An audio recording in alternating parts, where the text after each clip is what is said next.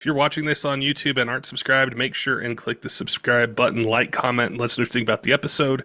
And if you turn on the bell notifications, you get notified of our episodes right when they release. So if you're looking to stay up to date on the latest with products, diesel trucks, emissions issues, that's the best way to do it. Today I'm going to be chatting with a podcast listener. He's got a really cool resto mod. It's a Ford OBS Powerstroke where basically every nut, bolt, washer, everything on that truck was touched, and he did it himself, including the paint. So I'm looking forward to learning more about his build, the process for it, if he would change anything, and then also any advice or tips he would give to somebody looking to do the same with their truck.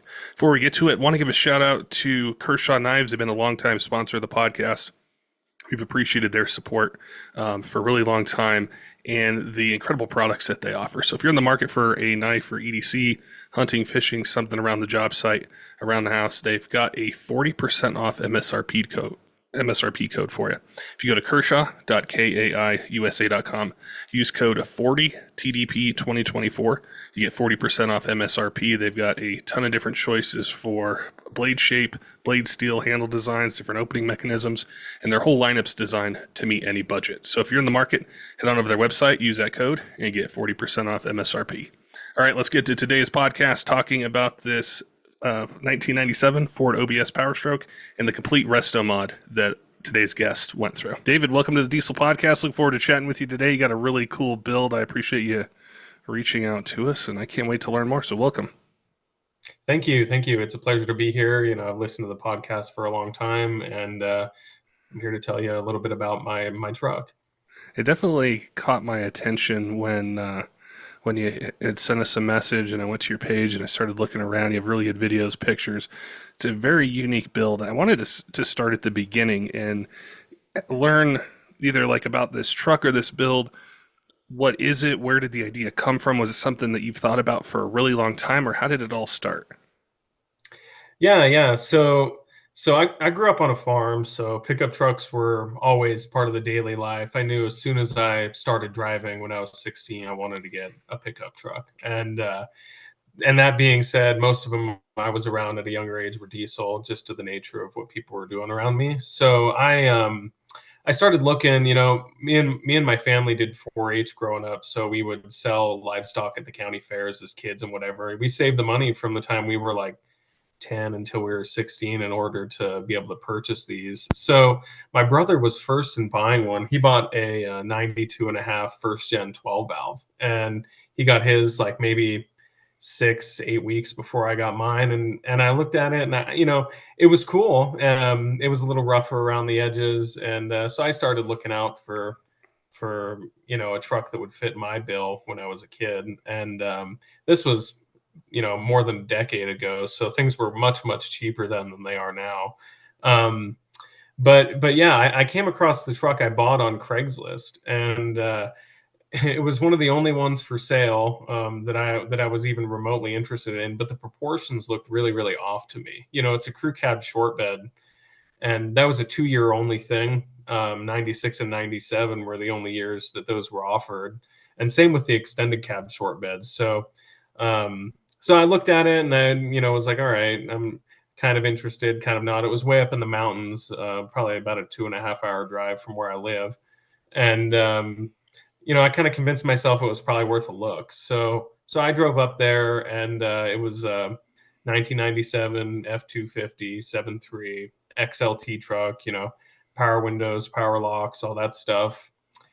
And so the guy, he used it for towing a fifth wheel, around up in the mountains with his family and whatever. And I looked at it and decided that that's the truck I wanted. It's 7.3 powered, obviously. And I made him an offer. I ended up paying $4,500 for it back then. And it's amazing. You can't touch them now for anywhere near that. But it wasn't really in super great shape. I mean, it was stock, but the bed had been repainted, and there was some Bondo cracking on one of the bed sides and whatnot.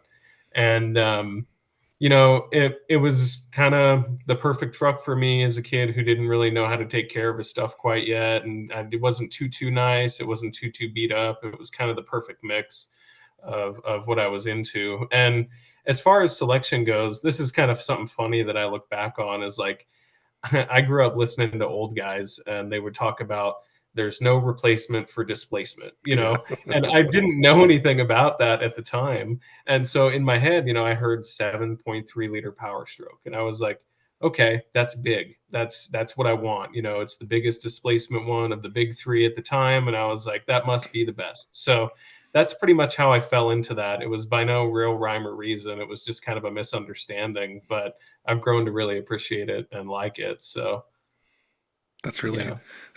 that's really cool how you found it and then almost just kind of fell into it, which a lot of times that happens, or sometimes it's really specific. Somebody's like they hone in on that body style, that engine, or they want the first gen or the second gen, or they want that Mhm, LB7 Duramax, whatever it might be for a very mhm, specific reason.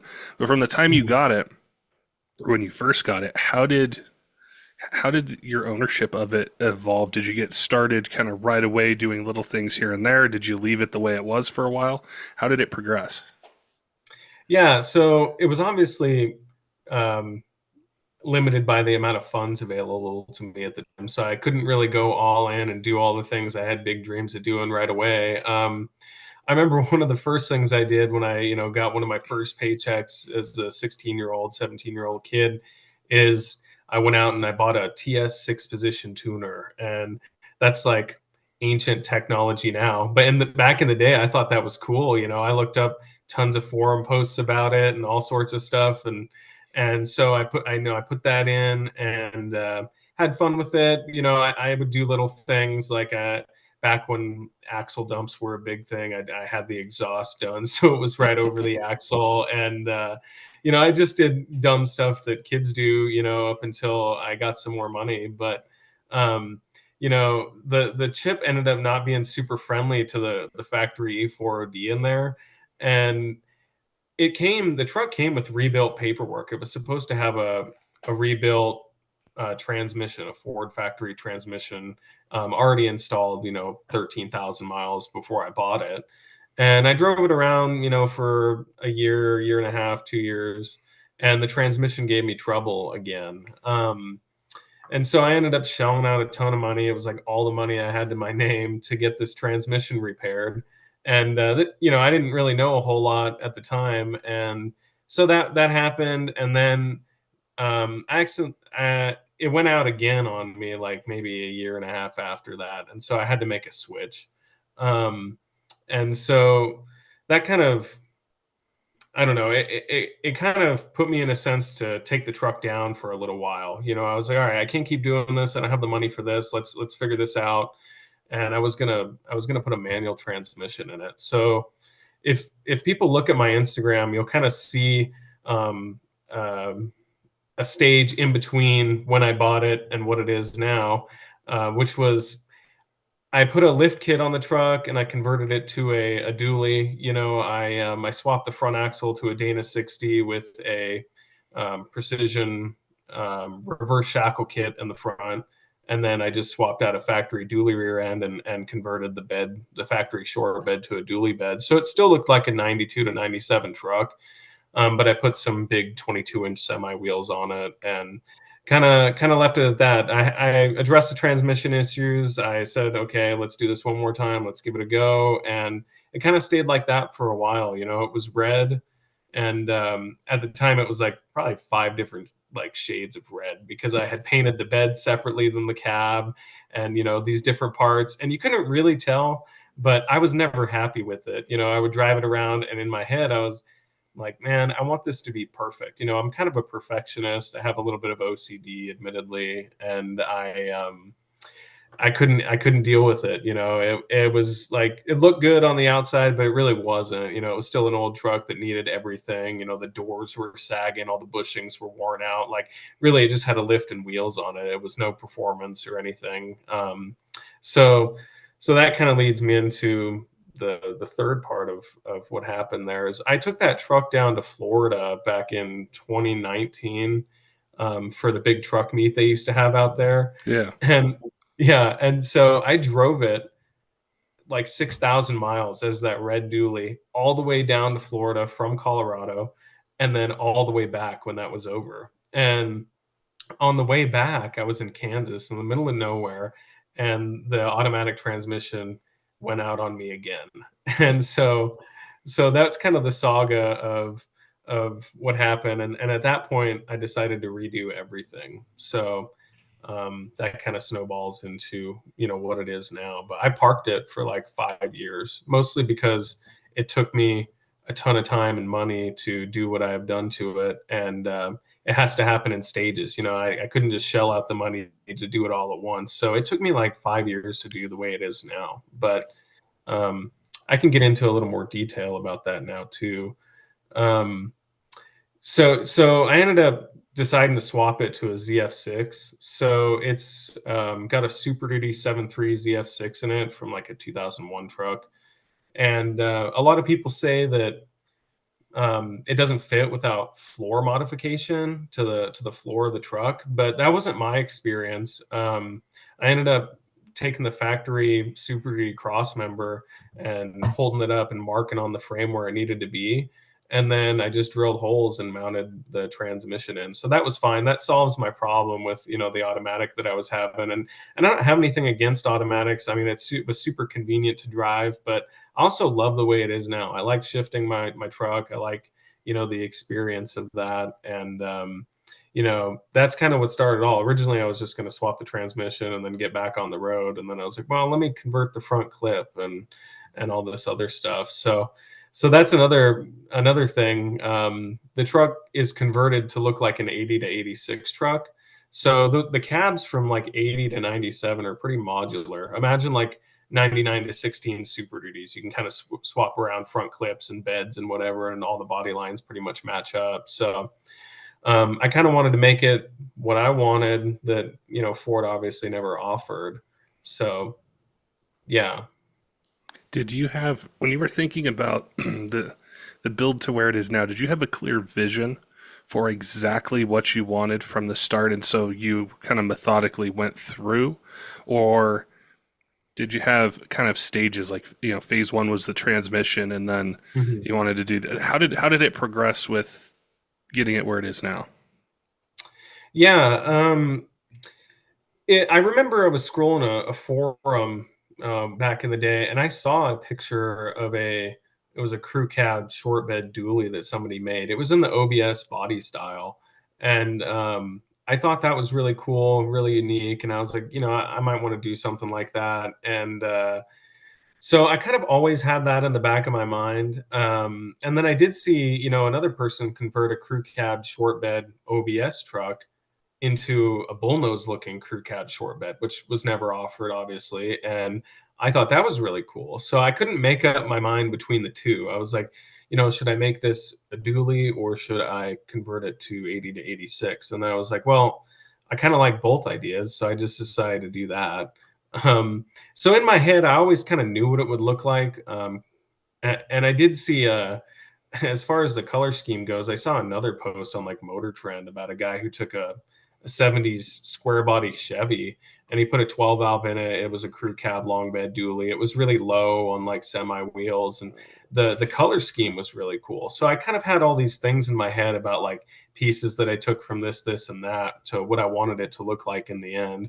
So from the time I saw that article, I knew what colors I was going to paint it, but it was all just a matter of time and getting there.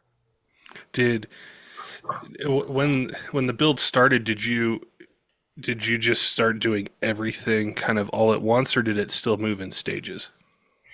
Yeah, I would say as soon as I committed to the front clip swap, it kind of all unraveled. I thought it was just going to be a few small things, and then I just decided to go fully in. I had to mock up that front clip to fit because um, they don't they didn't make it obviously with a 7.3 in it, and so I had to make a custom core support for that. And I just took the factory 8086 core support and put the lower radiator hoop in it from the 97 that I had.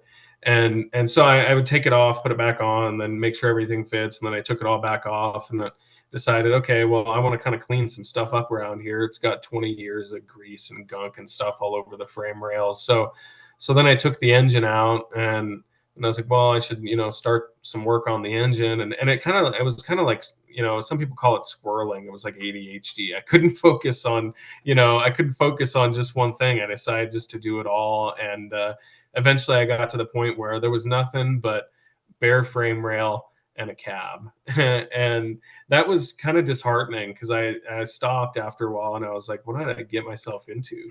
Like, I'm not a mechanic by trade. Everything I've learned, it has been self-taught, and admittedly, it's much, much easier in this era. I learned everything on YouTube forums. Like, I think about the old school hot rod guys that used to build cars back in the day, and I don't have the patience to sort through a magazine and order parts over the phone and do all that stuff.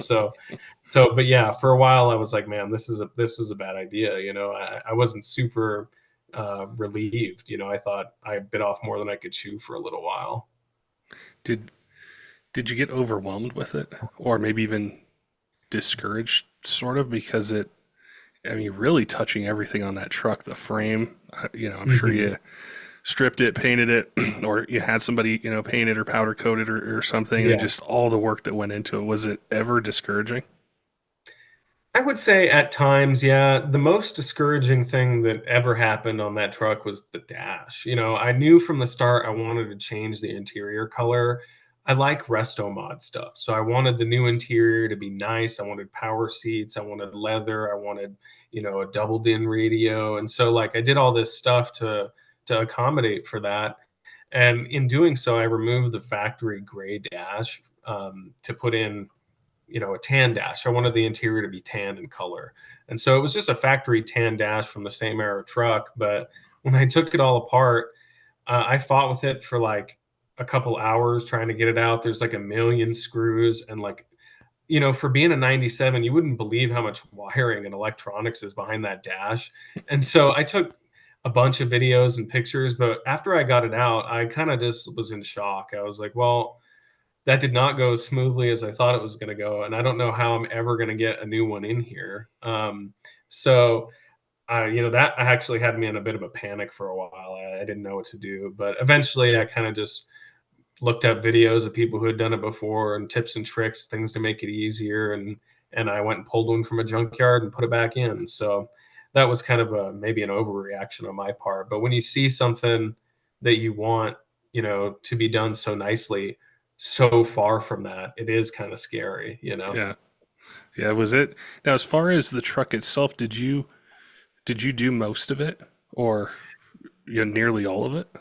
Yeah, I did do all of it. The only thing I didn't do is build the suspension components. I bought a 4-link kit for it from a company that's no longer around. But I kind of like to learn things. I get really engrossed in like the process of doing things, and I like things to be done right.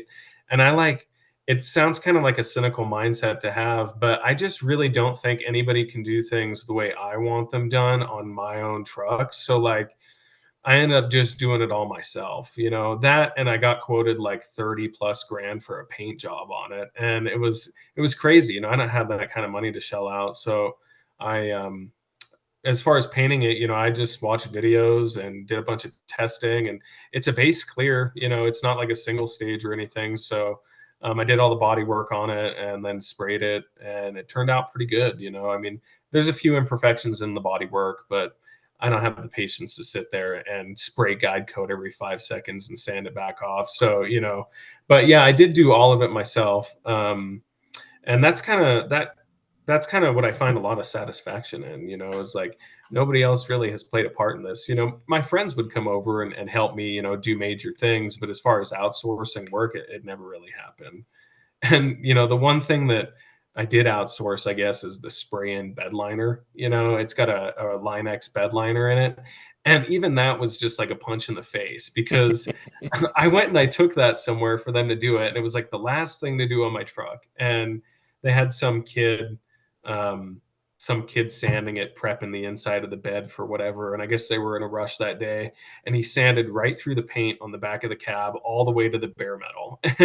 And that was just like, oh, come on. After everything, the one thing I don't do myself, it just like gets ruined. So they comped me for the bed liner, and I didn't end up having to pay anything for it. But now I got this spot about this big in the back of my cab that's just sanded through, So, and I'm not going to take the bed off and repaint the back of the cab. Like, when you finish such a monumental project like that, you just want to be done. I'm Yeah. okay with things not being 100% like that. I mean, there's no way I'm going back through that to repaint that. So, Common question we get from you guys a lot is, hey, I need a diesel engine. I either, I can't wait this long to get one, or normal place I get stuff from it just takes too long, or they don't have the parts in it that I need. Maybe my truck's not stock, or I tow heavy with it. I don't want to go back with just a stock engine. DFC Diesel is a sponsor of the podcast. We worked with them, hand in hand on doing episodes, answering technical questions. They have a complete lineup of Cummins, Duramax, and Powerstroke remanufactured engines that are set to a standard of ISO 9001 2015 standards, which is a huge deal in the aftermarket. And there's certain levels of quality testing, validation that are required for that. So when you get one of those engines, the type of quality that's built behind it with an industry-leading warranty that's really comprehensive.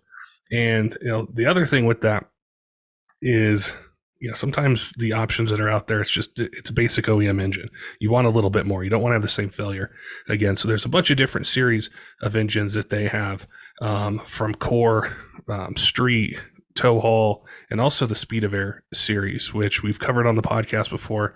There's a lot of really cool benefits to it. And if you have questions about that, reach out to them. If you don't know the type of engine that you're looking for, if you go to dfcdiesel.com, there's a ton of info there. You can send an email or you can reach out to them. Also, they're working with Speed of Air pistons, which it's the only piston that pays for itself. And there's a lot of really cool technology behind it. So you can add that into your build and be able to get better fuel economy, increase power, increase torque, and better engine life out of it. Some of the most common engine applications or series of engines that they have with that lead time, a lot of them are in stock or they have really short lead times. So you can check your favorite retailer or go to dfcdiesel.com, check them out, see what's in stock, see what you can get. If you have questions, maybe you want to do something that's outside of the normal series of engines, they have tons of choices for rods, cranks, pistons, valve train upgrades, tons of different things. So if you're in the market, definitely make sure and head on over and check them out. That's really impressive, though, because I think of restorations or people that I've talked to on the podcast, and some of them will build the engine, some will do the transmission, sometimes they outsource that part. Sometimes they'll do the interior, but it's rare that they'll go as far as actually learning and doing the painting themselves and the bodywork. Some have, but not many. Yeah. And I think that really speaks to what you mentioned earlier with how easy, relatively, things are now with resources like YouTube and the internet. And you think back to the old guys, and I remember just conversations with them. I'd be like, how'd you build this truck? And I'd be like, well, I had this friend who did this, and I'd go talk to him, and there was this magazine, and they'd call around, and I thought, how did you ever get things done quickly? Yeah. Because it seems like it would take so long, but there really is today no excuse if you have a vision and you have the commitment to it, no matter how long it takes, to be able to do it with all the information that's out there. Yeah, I completely agree. That's something that is really, really beneficial to people of my generation. Like you said, have really no excuse to not learn those things. So as far as wanting something done, and if you don't have the time or if you don't have the money to shell out, you might as well learn it yourself. So, Yeah. So that's kind of where I came from. But yeah, I guess I didn't really touch on the engine much yet. I was going to ask you about that. Yeah, sorry. It's a factory 7.3 truck, and so I decided I wanted some more power out of it. I wanted to actually do something and not just can tunes on a chip. And so I took it out, and I did kind of a mild build on it. I'm kind of on the ragged edge, I think, of what people consider the safe zone for the factory forged rods in that truck. And so I put some 250, 200 injectors in there from Full Force. It's got an Irate T4 kit on it with an S369 SXE, an Adrenaline H-pop, valve springs, push rods, the works. But I studded it, the one stud at a time method. The heads never came off of it, and I didn't, change the rods or anything. So I put it back in like that. It's got a fuel 444 fab e-fuel kit on it, and so it's got dual Bosch pumps on it, and Yeah, so it's actually a lot of fun to drive around. You know, it makes like about 550 horsepower, and I can row through the gears and have fun with it.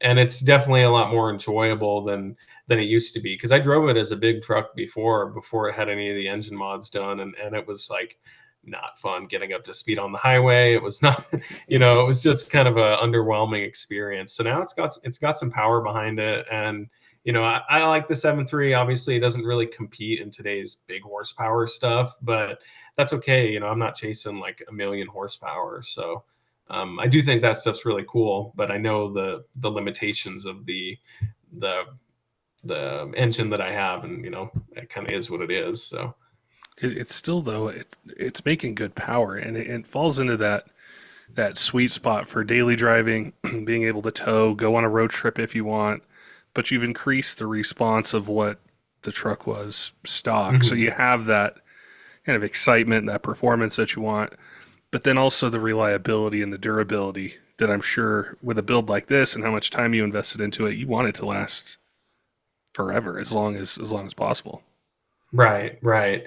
Yeah, and I think one thing that really kind of helps is it's got 2006 F550 axles under it, and I bought a whole parts truck for it, and the rear it's a Dana 110, and it's a huge axle. Like, I remember changing the oil in that when I bought it, and it was like 7 or 8 quarts of oil just in the rear end. It's this huge monstrous thing, and that was kind of comical to me. But I've always been a fan of like overbuilt things, as like even as unnecessary it is. I don't really have a use for that, but I think it fits the proportions, and it definitely was.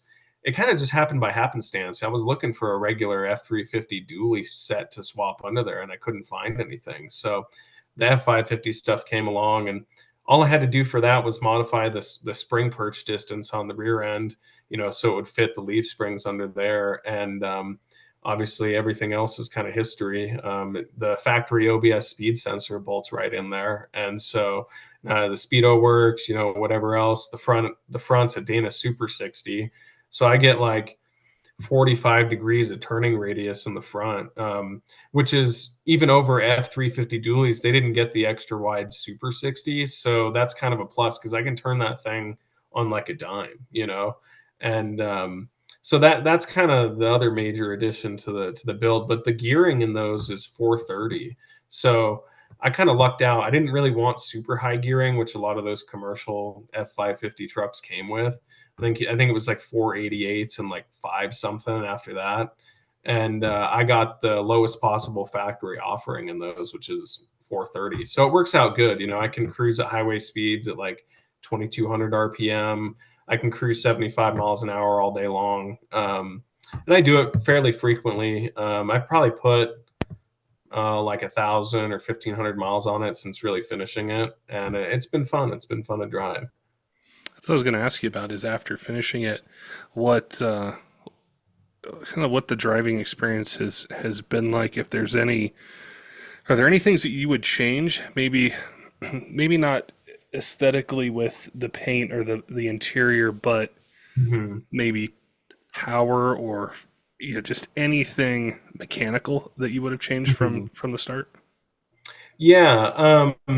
One thing that I live in constant fear of is like the engine blowing up, because like I hear horror stories from people with their built 7.3s, built. I mean, like I said, it doesn't have upgraded rods in it, and it's kind of on the ragged edge of what's been proven to be reliable. So like a lot of people say they're cruising down the highway in these things and they'll just sling a rod, and just for no rhyme or reason. When you're at that power level, you don't have to be romping on it for it to let go for whatever reason. So yeah, I do live in fear of that. And if that happens, I'm more than capable of fixing it now. And I would invest obviously in something a little more robust, but I haven't had any signs of anything like that occurring. I'm not, and it's going to be what it's going to be. But I think for now it's fine. And if it's not fine later on, I'll cross that bridge when I get there. But I think the only other thing I would change is the exhaust side of the turbine housing. I think I put a 1.0 in there, and it doesn't really spool very fast, especially with a manual transmission. And so I think the other offering was like a 0.91. and I should have done that. And I guess I just wasn't thinking about it at the time. And so it is maybe a little less quick to spool, and I can change that out too. But like I said, I kind of got to a point where I just want to drive it now. Like Yeah. I'll if I want to dive back into it later and change the things around, I will. But it's kind of like I don't want to go back into it for a while. I don't think so. Have you had a chance to take it to the mountains? Yeah, yeah. I took it up to Gross Reservoir for Labor Day this year, and I don't know what the elevation is up there, but there was some real windy, curvy roads, and it was kind of a pain to downshift, upshift, downshift, upshift. Being a manual and all, but it did fine. It didn't overheat or anything. Um, and I guess one other thing I forgot to mention that I did on that truck, which is a little unusual, is the oil cooler on that truck. On the side, it's a factory water to air oil cooler, but I had to do away with that because of the F550 steering gear. It's got this massive steering gear that bolts to the inside of the frame rail. So I did a Duraley remote mount oil cooler. And so that's kind of always been something that I've, like, it's not factory. The factory one worked fine. So now I'm always wondering, like, oh gosh, is this going to be able to keep up with it? Like, is it, so I have a temp gauge. I've got like 7 gauges in the truck monitoring all the different things, but oil temp really never gets over like 210. Thankfully, it's this giant cooler with like 12 AN fittings on it and stuff, and an inline temp sender. But yeah, when I took it up to the mountains, it was all good. And I drove it up and down some, I had never been to Gross Reservoir before, and I thought that I was just going to go up to a lake and fish. But there's like 7 miles of off-road terrain, and so I'm like driving this giant truck through these like Jeep trails, like trying to get to this reservoir, and that was kind of fun, Like I didn't, it wasn't ever too tight to where I was nervous about like scratching the paint or something, but it was definitely not what I expected when I went up there. I should have done a little more research, but yeah, I want to take it up to a show in Oregon next August. There's a company called OBS Solutions that makes a bunch of products for the OBS trucks, and so I hope to do that. But I was actually gonna ask you about that next, as far as sharing the build and Mhm. maybe inspiring people, or answering questions that they might have. What ways are you either doing it now or looking to do it? Like, I know you just mentioned that show, but you've got a lot of followers on Instagram. I'm sure you get tons of questions, but what kind of reception or questions, or goals do you have to be able to share it with the community? Yeah, I'm not like super. I don't know how to put it. I want to go to more shows, and it's hard for me to dedicate the kind of time and money it takes, because all the cool shows I feel like are in other states, and Yeah. so it would require me to go to like a whole nother state, which I can only do so often. But as far as like being open about things I've done and being able to help people along the way, I always answer questions, on Instagram, and try to help people. I've gotten obviously a bunch of questions about stuff like that. But yeah, I want to go out and experience more things this year. I mean, they do like local car meets near me, but they're all like old guys with their hot rods, and it doesn't really fit my MO, and I think it's kind of a bummer because I never got to go to Bandamir's Truck Fest, and I Yeah. think I don't know what they're going to do about that. I don't know if they're going to redo it somewhere else, but I never got to go, and I think it was their last year. So, Yeah, that was the first event that got me hooked on diesel, because it was local and mhm, people came from all over, and there were tons of different kinds of trucks there. There were the race trucks, but then mhm, there were also things that were like a show truck or something that mhm. was older, and it was a great way to be able to network with people or just get to see other builds. And so I can definitely understand, what you mean about getting away, getting to other states, because it does feel like even this whole region, you kind of have to Mhm. go outside of it, depending on what brand you have or what you're looking to see. You got to go to Yeah. the Midwest or the South, or go to Mhm. the West Coast for certain things. So it can definitely be tough, but there's a lot of upside to it. There's a lot of um, really kind of inspiration, and I think that's so crucial. Like, you took an older truck and then put a front clip on it from the 80s, and you tackled all this yourself, and someone out there is going to see it and think that is the perfect truck. I want to do that. Or maybe maybe they're into Ram trucks and they love second gens or first gens or GMs or whatever it might be. But they just think, well, do I have the time, or I don't have the 30,000 like you were quoted for a paint job? I'll learn it Yeah. myself. I'll practice. I'll figure it out. I'll do it myself. And just that motivation and that kind of, I'm going to learn and do it on my own is really inspiring to people. Right. Right. So I think that's going to be a big thing if you do go out to shows and people see it Mhm. and how passionate the OBS crowd is, and you Yeah. know kind of all the different sides of it. For the future, do you think, is this going to be your last custom truck, or do you think you might do something in the future? I was hoping you'd ask that question because I made an impulse buy not too long ago. I like making old stuff new again. Like, I like resto mod stuff. I like adding creature comforts. Like, it's kind of cool to me to have the best of both worlds. So I had been looking into. I've never. It's not a huge following, but older like two-stroke like Detroit diesels is cool to me. And so I started looking up, okay, what's an ideal swap candidate? Because there's so many variations of the Detroit diesels. You got, the 8Vs, the 6Vs, the straight fours, straight sixes, 12Vs, all that stuff.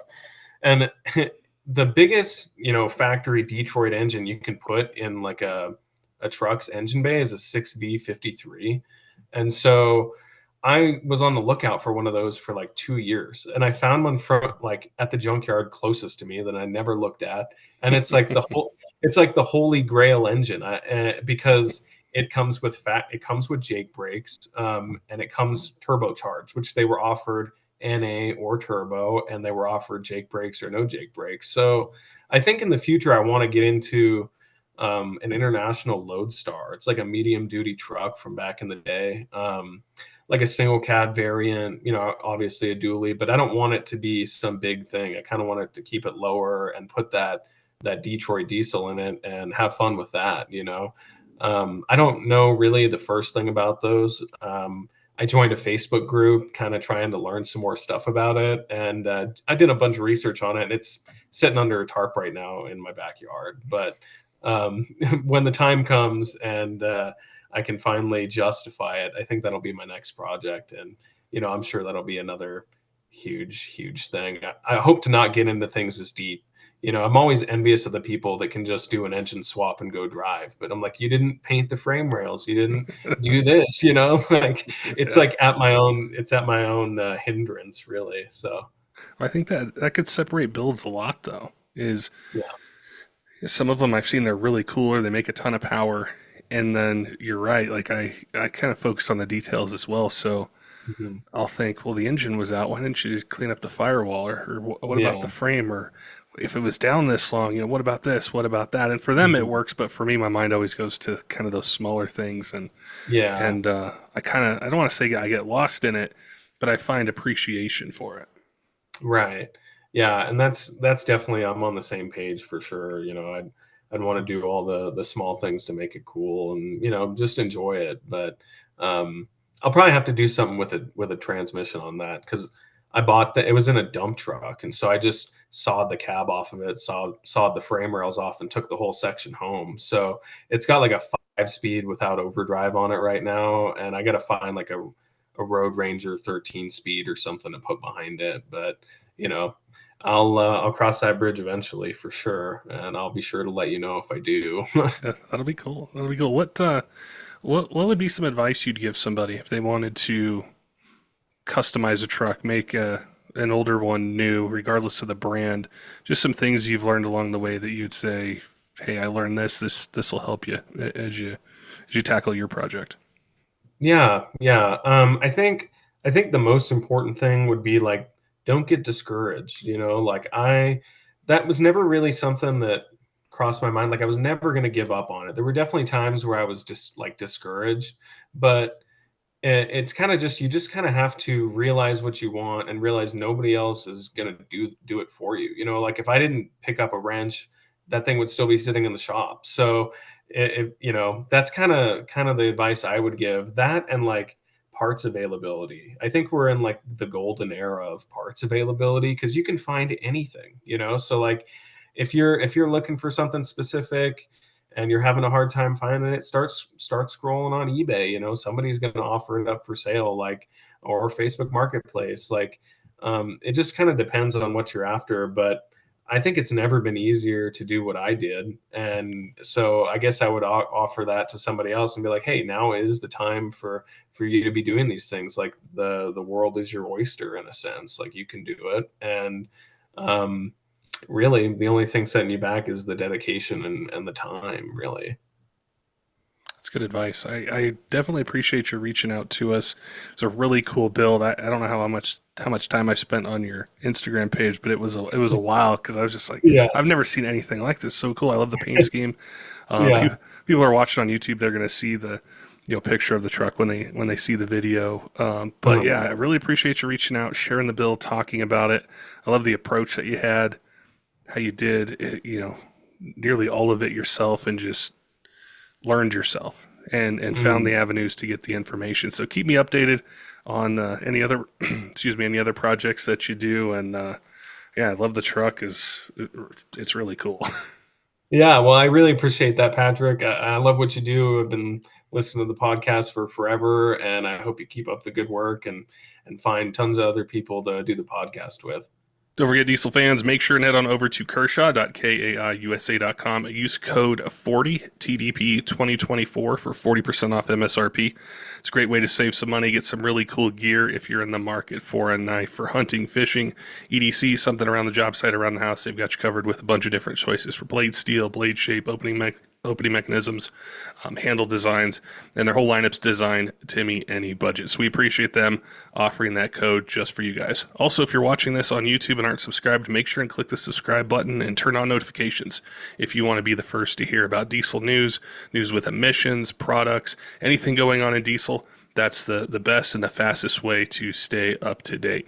Also want to give a shout out to some of our Patreon supporters, Tyler Loewen of 23 Diesel, CUTTERUP Rob, J Cole, Colby, all of our other Patreon supporters, all of you who subscribe on YouTube podcast apps, follow us on social media. We appreciate all your support here in year 8 of the Diesel Podcast and look forward to bringing you more of the content that you want to hear in 2024.